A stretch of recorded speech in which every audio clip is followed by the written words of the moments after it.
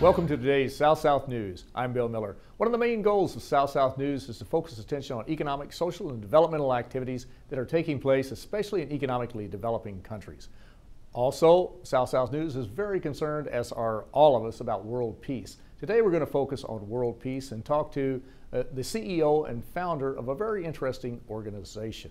Mr. Tom Oliver is the CEO and founder of the World Peace Partnership, and they are in the process of putting together a World Peace Conference that's going to be held August 20th through the 27th, 2011 in Berlin, Germany. Tom, welcome to our South-South News. Thank you very much. Appreciate you being with Pleasure me today. to be here. Thank Absolutely. You. Let's talk. We're going to get into the conference, but Sure. let's talk about the World Peace Partnership. Right. What is it? Why was it formed? When was it formed? Right. Well, it's an ongoing worldwide peace initiative. We're essentially non-profit. We work with partners around the world, from grassroots to governments to the United Nations. We are driving a coordinated global peace building agenda. And this is basically a multi-stakeholder approach. So we work with the leaders of all the different areas, from business to politics to military to music to art to film, peace, and so on.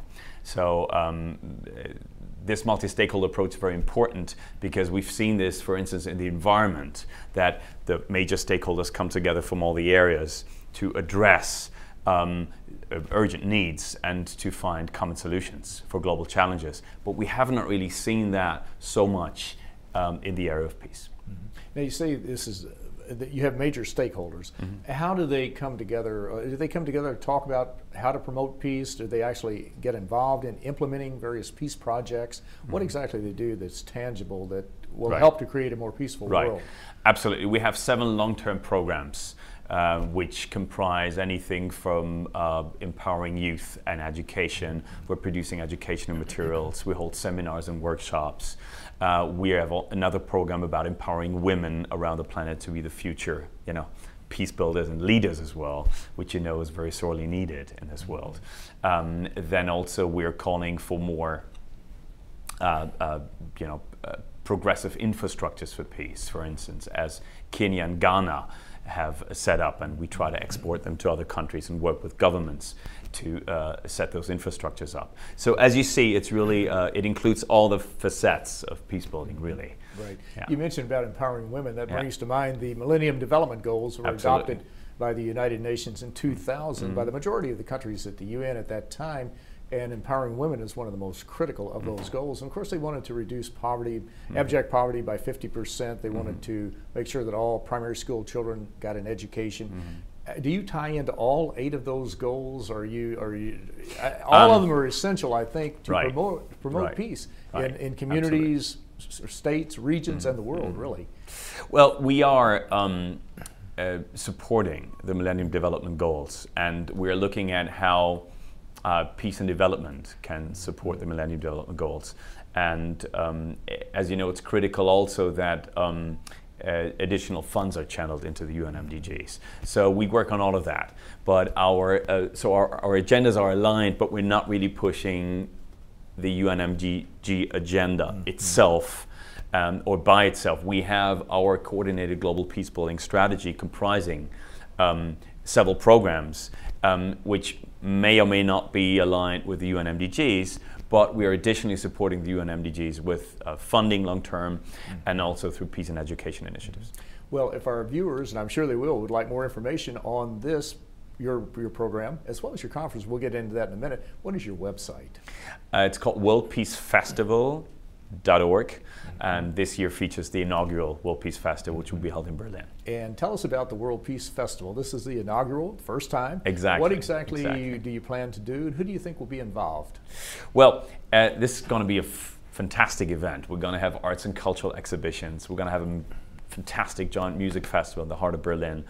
And Berlin is so much a symbol of peace and reconciliation and reunification. So we thought this would be the ideal place to start in the world to have that inaugural World Peace Festival. And then also at the end of the festival, we will have a conference where all those leaders from the different areas come together, which I've highlighted before, to address how we can make the world a more peaceful place. which is very important. You can't have development, you can't have Absolutely. prosperity, you can't improve your quality of life Absolutely. if you're in a war zone. Absolutely. And this is absolutely essential. Even for corporations, obviously, absolutely essential to look at peace as the foundation of what they're doing. Because as you said, you can't have growth, you can't have development without peace. Well, you cannot have economic growth without peace. And if you look at the Global Peace Index, which ranks countries according to their peacefulness, you see that actually the more peaceful a country becomes, the more prosperous it becomes. So one of the myths has been that war leads to prosperity, and I guess we have to change that thinking. Tom, we're talking about peace, and we could go to many areas of the world because there's a lot of turmoil taking place in many areas, but recently we've seen quite a bit in northern Africa with Tunisia, with Egypt, with Libya. How does what's going on in that area of the world tie into your concept of putting together the building blocks and bringing the stakeholders together and the role of the individual in helping to create peace, using that as a case study more or less, or a specific example?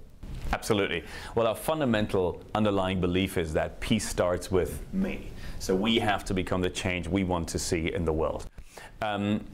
You very correctly point to those recent events, and I think what we've seen is that the individuals wake up to their power, because the individual now has more power than ever before. Information travels instantly, there's global connectivity across the planet, so it's actually it's a fascinating time to live in, and we have to utilize that power more consciously and use the new technologies more consciously to bring about peace. Do you anticipate people from that area of the world coming to the World Peace Festival? Do you have people that you want specifically to bring to involve them in the dialogue?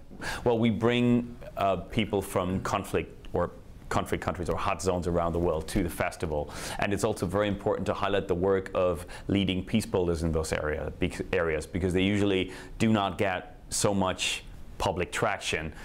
They are never really in the spotlight, and their stories are not really known, but these are courageous, brave people who risk their lives every day to make their society or community more peaceful. Right. Now, I mentioned 3 countries in northern Africa. We could go to many others. Are there some other places where you would like to focus today on some of the problems that are taking place, be it in the Gaza Strip or wherever, that you think that we really, or you need to involve more of the people there in your particular program? Well, this is obviously a hot button, the whole Gaza issue.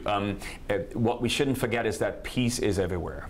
It's not just in the conflict zones. It's at home, it's in the office, it's, it's with your neighbor, it's with yourself. You have to be at peace with yourself to be more at peace with others. So this is something we shouldn't forget. So as much as the conflict resolution in those areas and conflict prevention, as important as that is, peace really happens everywhere and is everywhere, and we have to wake up to that as well. So we shouldn't look very far, but we should also look within ourselves and what's happening in our own community, in our own home, in our office, because that's very important. And peace starts with us. Exactly. Exactly. That's exactly it. Well, Tom Oliver, you're doing some very interesting things. Wish you well on your conference. I want to thank you for a very interesting program. Thank you very much. Thank you.